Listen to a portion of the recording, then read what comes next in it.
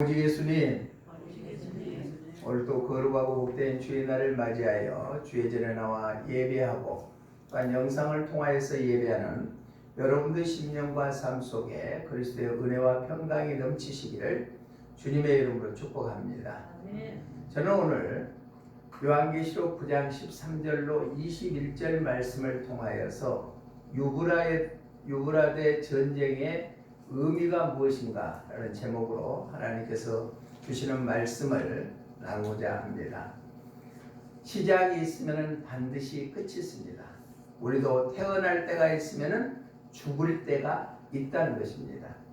우리는 신앙생활하면서 마지막을 준비하는 신앙을 갖고 사는 것이 가장 중요합니다. 우리가 언제 죽을지는 아무도 알지 못합니다. 그렇지만 준비된 사람들에게는 하나님께서 능히 어떤 환난도 이겨 승리할 수 있는 담대함을 허락해 주시게 될 줄로 믿습니다. 그래서 요한계시록을 통하여 정말 재림을 다가가는 그것을 예비하는 것이 요한계시록입니다. 그렇기 때문에 우리는 요한계시록을 공부해야 됩니다. 그런데 마지막 때 우리가 요한계시록을 알지 못한다면 우리의 신앙이 또 헛되이 흘릴 수도 있습니다.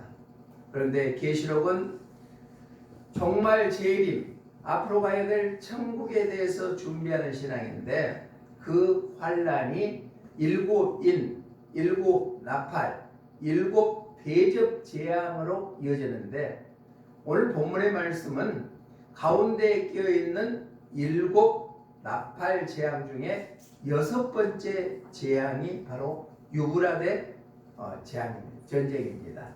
그래서 말씀을 통하여서 우리가 어떻게 신앙을 준비해야 되겠는가 다시 한번 깨달을 수 있는 귀한 시간 되시기를 바랍니다. 유브라데 전쟁의 예언은 역사상 최후 최악의 전쟁이다. 정말 재림 직전에 있을 것으로 예언한다. 전쟁이라고 하면은 6.25 전쟁을 겪어봤던 사람들은 인생의 아주 밑바닥에 깔려있는 것이 전쟁입니다.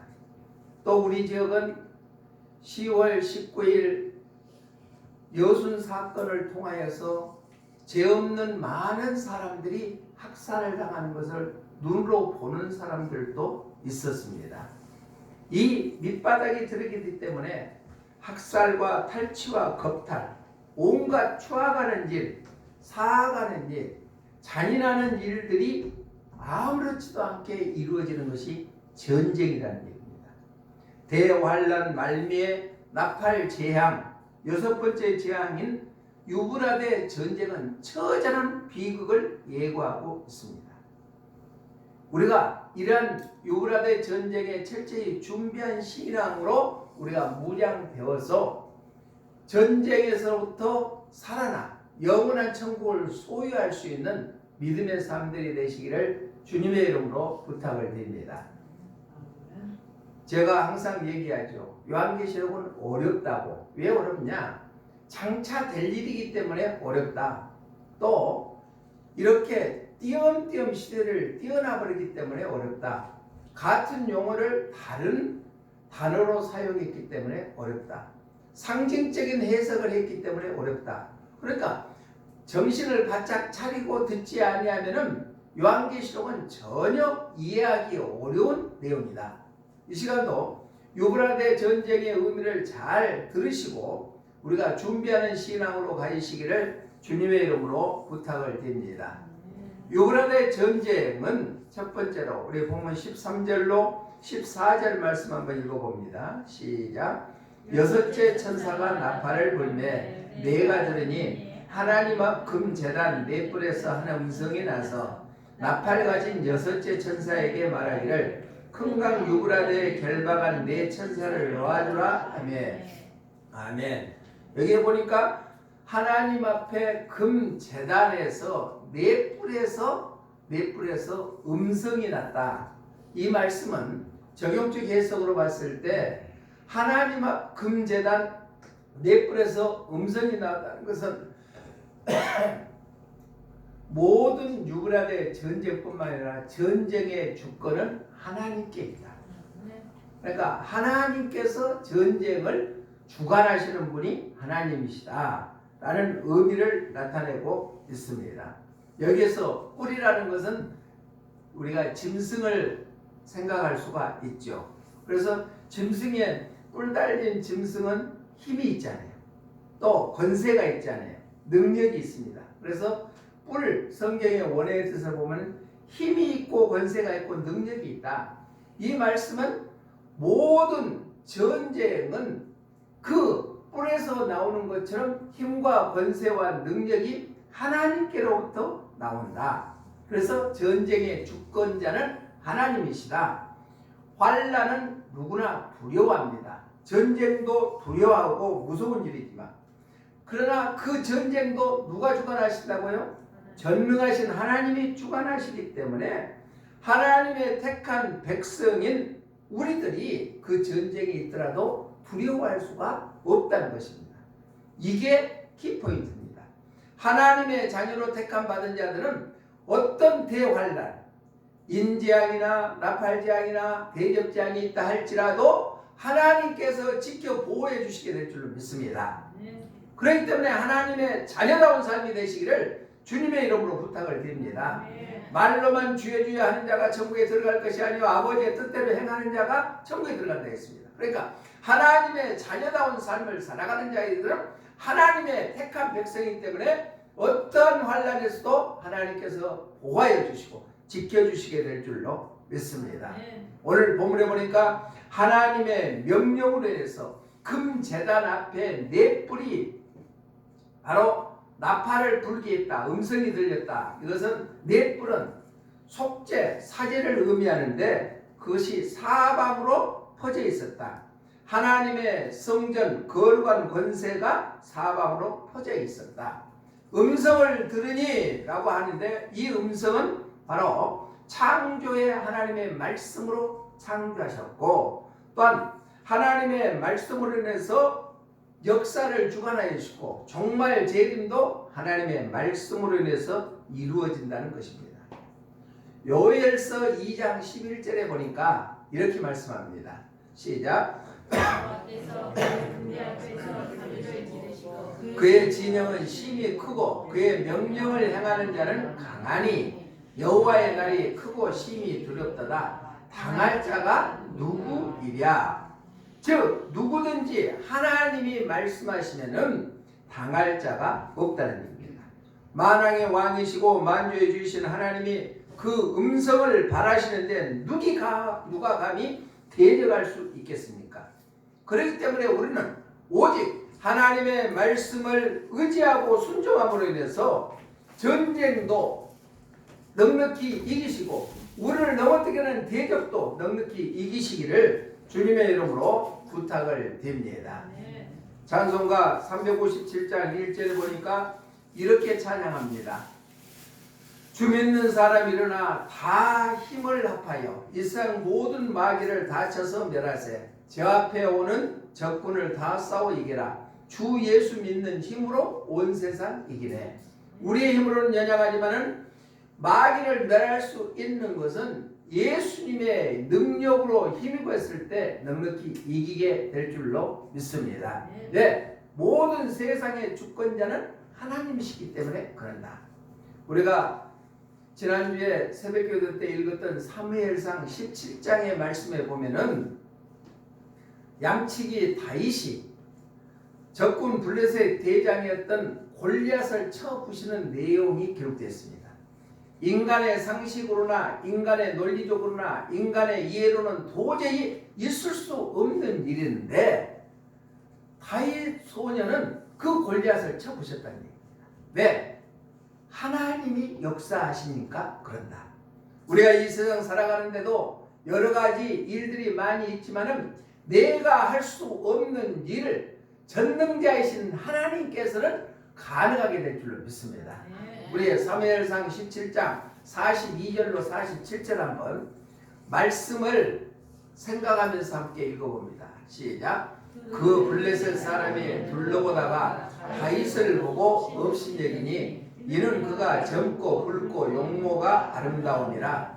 블레셋 사람이 다윗에게 이르되 내가 나를 개로 여기고 막대기를 가지고 내게 나왔느냐 하고 그의 신들의 이름으로 다윗을 저주하고 그 블레셋 사람이 또 다윗에게 이르되 내게로 오라 내가 내 살을 공중의 새들과 들짐승 들에게 주리라 하는지라.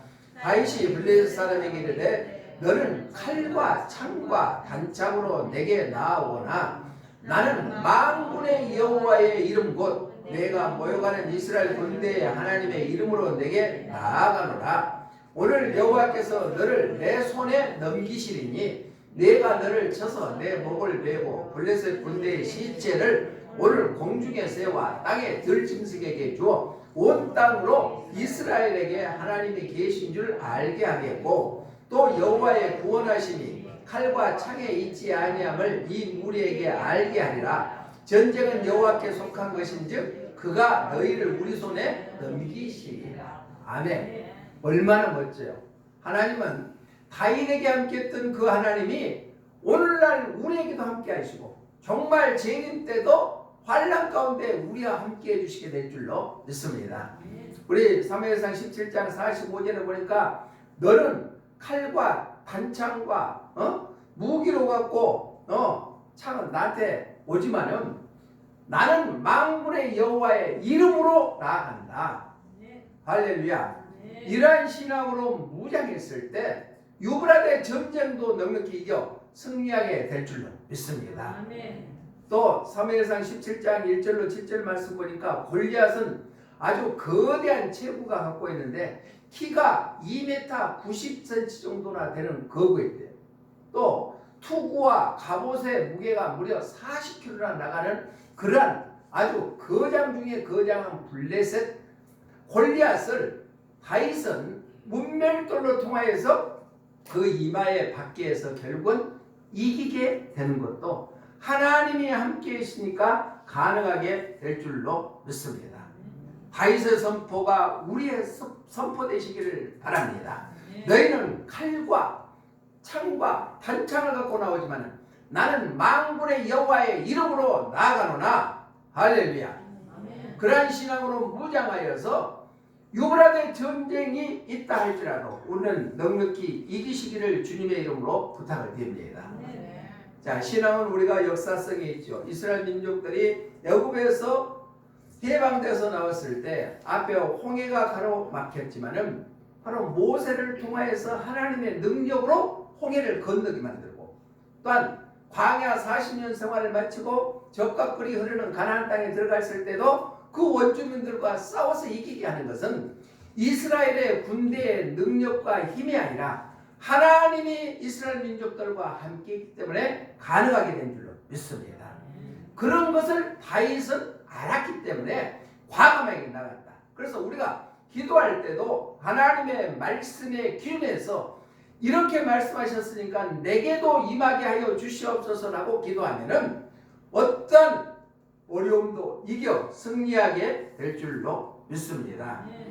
유브라데 전쟁과 같은 무시무시한 일들이 있지만 전쟁은 바로 우리 하나님의 주권에 있다는 사실을 다시 한번 기억해서 하나님의 인도함을 받으시고 하나님의 말씀에 절대적으로 순종하고 하나님의 뜻대로 살아가는 믿음의 사람들이 다 되시기를 주님의 이름으로 축복합니다.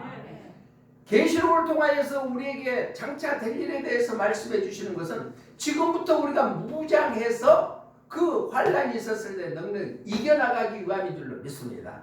유브라데 전쟁의 의미 첫 번째는 바로 하나님 앞 제단 앞에서 네 뿌리의 음성이 나왔다. 이것은 모든 전쟁은 하나님의 주권하에 있는 것이다.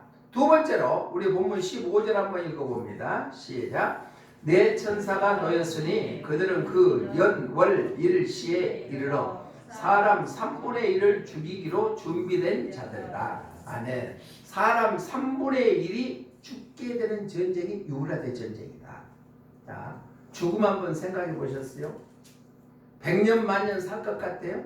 우리가 태어나는 것도 중요하지만 죽는 것도 복이 있어야 될 줄로 믿습니다. 안 죽을 것 같아요? 죽음의 복도 큰 복인 줄로 믿습니다. 어떻게 죽느냐가 중요하다는 얘기예요. 그런데 유브라데 전쟁으로 인해서 사람의 3분의 1이 죽게 된다. 이것은 저격적 해석으로 봤을 때 대량 학살이 이루어지게 되는 것이 유브라데 전쟁이다.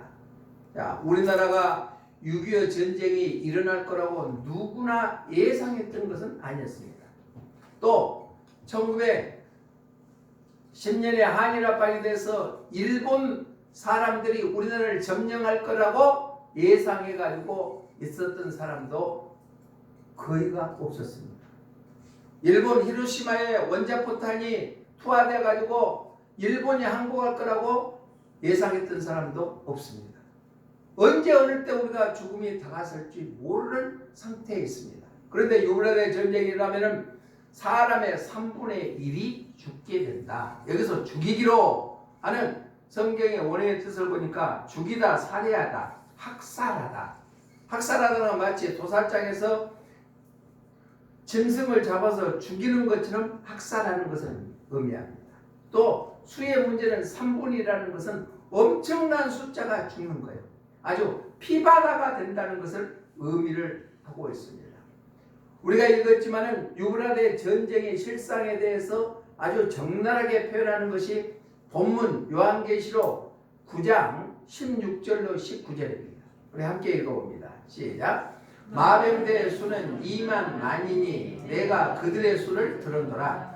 이 같은 환상 가운데 그 말들과 그 위에 탄 자들을 보니 불빛과 자줏빛과 유황빛 호심경이 있고 또 말들의 머리는 사자머리 같고 그 입에서는 불과 연기와 유황이 나오더라. 이 세 재앙 곧 자기들의 입에서 나오는 불과 연기와 유황으로 말미암아 사람 3분의 1이 죽임을 당하니라. 이 말들의 힘은 입과 꼬리에 있으니 꼬리는 뱀 같고 또 꼬리에 머리가 있어 이것을 해야하더라 라고 말씀하고 있습니다. 16절에 보니까 마병대 수가 2만의 만이더라. 이것은 2만의 만은 2억을 의미하고 있습니다. 2억에 가까운 참된 사람들이 죽임을 당하게 된다. 아주 잔익성, 파괴성을 의미하고 있죠. 또 말에 대해서 불과 연기와 유황이 나온다. 이것은 무기를 의미하죠. 3분의 1 정도의 사람들이 죽을 정도로 이 무기는 지금 우리가 봤을 때 핵무기이지 않겠는가. 또 수소포탄도 의미를 나타내고 있죠. 또 꼬리와 뱀 같고 또 그 꼬리에 머리가 있다는 것은 끝까지 살상한다. 끝까지 고통을 주고 화학무기로 추정되는 것이 가능한 처절한 전면전을 의미하고 있습니다. 우리가 역사를 통해서 알지만은 세계 1차 대전을 통하여서 1000만 명이라는 숫자가 죽음을 맞이하고 말았습니다. 2차 세계 대전 때는 5천만 명이라는 숫자가 전쟁으로 인해서 죽음을 맞이하고 말았습니다.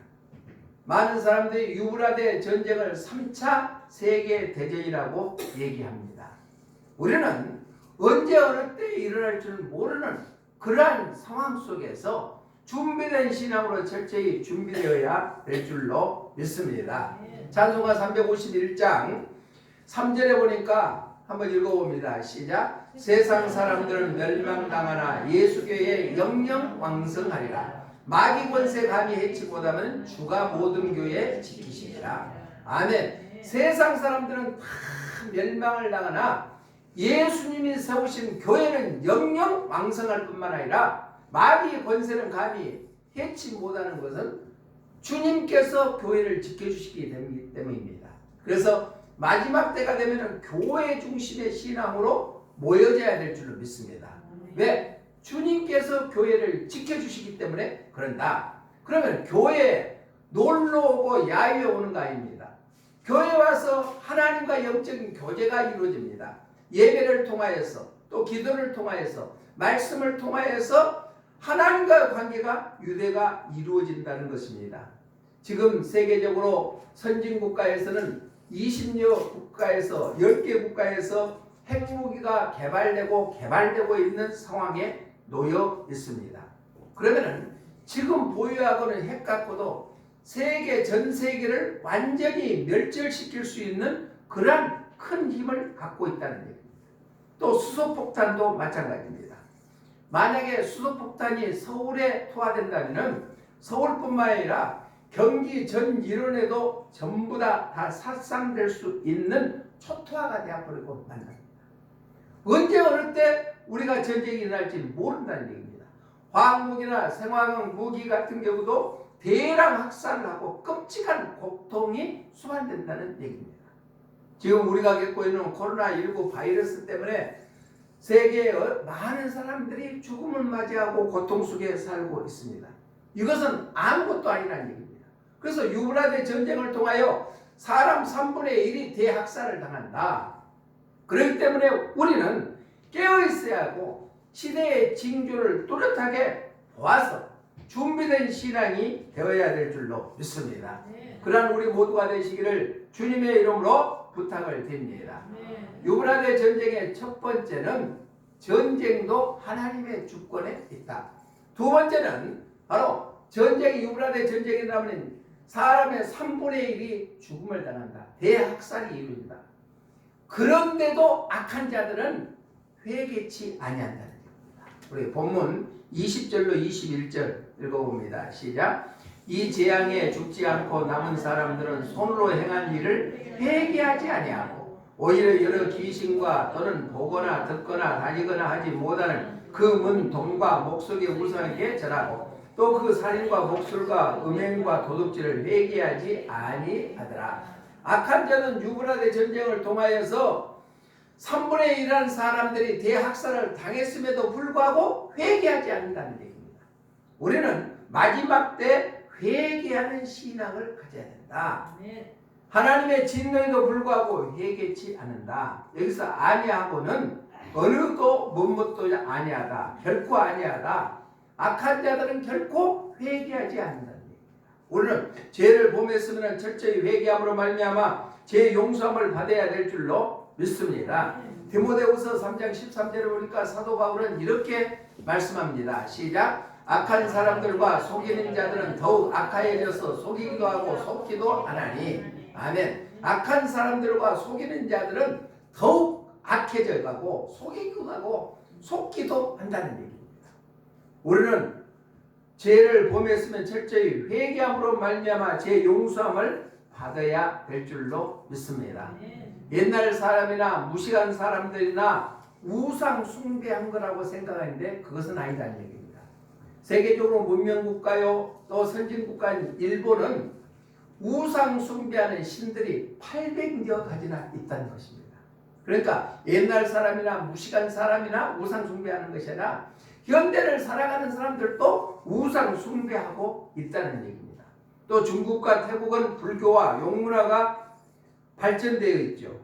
지금도 꽃을 피우고 있죠. 또 미국이나 한국은 아주 돈에 매료되어 있잖아요. 돈 하고 있잖아요. 이게 현실입니다. 주님보다도 돈이 우상화가 되어버렸다는 얘기입니다. 이러한 시대를 통하여서 바로 금송아지화 되어버리고 말았다는 얘기입니다. 그러니까 말로는 우상 숭배한다는 것이 산당을 만들어 놓고 거기에 절하는 것이 아니라 내 마음속에 예수님보다도 더 중하게 여긴 것이 있다면 그 자체가 우상 숭배다. 우리는 마지막 때 끝까지 철저히 회개함으로 말미암아 제사함을 받으시기를 주님의 이름으로 부탁을 드립니다. 우리가 사는 이 시대를 분별하여서 유브라데 전쟁의 징조는 계속 무르익어 가고 있습니다. 그 모든 일들은 재림이 임박했다. 주님의 만날 날이 멀지 않았다. 그렇기 때문에 우리는 철저히 준비함으로 인해서 하나님 앞에 바로 설 수 있는 그러한 신앙인의 삶이 되시기를 바랍니다. 악을 멀리하고 진리 가운데 서서 의로운 삶을 살아가시기를 주님의 이름으로 부탁을 드립니다. 말씀을 정리합니다. 자, 나팔 재앙의 6번째 재앙은 유브라데 전쟁의 재앙입니다. 모든 전쟁은 하나님께 주권이 있다. 그때 대학살이 이루어진다. 사람 3분의 1이 죽임을 당한다. 그렇지만은 그렇게 하나님께서 진노함에도 불구하고 악한 자들은 회개하지 않는다는 얘기야. 자기의 중심대로 살아버리고 만다는 얘기입니다. 우리가 마지막 때에 지금 재림이 임박하는 이 시대에 살아가면서 우리는 더욱더 하나님 앞에 가까이 가고 하나님의 말씀에 순종하고 기도함으로 말미암아 의로운 삶을 통하여 어떤 환난도 넉넉히 이겨 승리하여서 천국을 소유하시기를 주님의 이름으로 축복합니다. 아까 영상 보는 것을 한번 곰곰 생각해 보세요. 권웅이라는 미용 사업을 하는 사람이 가난하게 살고 어렵게 살고 우연히 어머니가 병들었을 때 그 예수님도 알지 못하는 자가 어머님만 살려주신다면 내가 교회에 나가겠습니다. 그래서 오직 주님을 위해서 살아간대. 사업도 번창해서 하다 보니까 매일 사업장에서 예배드립니다. 이 말씀을 통해 우리 가정에서 가정예배 매일 드려야 될 줄로 믿습니다. 사업장에서 매일 예배드린다. 그러고 기도할 때 뭐냐? 내가 기도하지 아니하면 내 사업이 망하게 해주시옵소서. 내가 주님의 뜻대로 살지 아니하면 사업이 망하게 해주시옵소서. 이렇게 기도하는 것은 자기 자신이 예수님의 중심의 삶을 살고자 하는 것을 스스로 마음을 쳐놓고 그렇게 살기 위한 길인 줄로 믿습니다. 사랑하는 성도 여러분, 우리가 그저 하루하루 지난 것이 아니라 나는 무엇을 위해서 사는가? 다시 한번 우리의 자신을 뒤돌아보며 마지막을 잘 준비하여 예수님의 중심, 교회 중심의 신앙인의 삶이 되시기를 주님의 이름으로 축복합니다. 좋으신 하나님 감사합니다. 유브라데 전쟁이 가져다주는 의미를 우리가 다시 한번 깨닫게 하여 주시니 감사를 드립니다. 하나님 앞 금제단에 네 뿔이 나서 음성이 난다고 했습니다. 전쟁의 주권은 하나님께 있음을 말씀하고 있습니다. 또한 유브라데 전쟁을 통하여 사람 3분의 1이 죽임을 당한다고 했습니다. 대량 학살이 이루어집니다. 그럼에도 불구하고 악한 자들은 하나님의 진노에 전혀 회개하지 않는다겠습니다. 우리가 철저히 준비하는 신앙을 통하여 말씀에 순종하고 기도함으로 말미암아 하나님 보시기에 아름다운 신앙인의 삶이 되어서 어떤 환난도 넉넉히 이겨 승리하게 하여 주시옵소서. 다시 오실 예수님 이름으로 기도드리옵나이다. 아멘.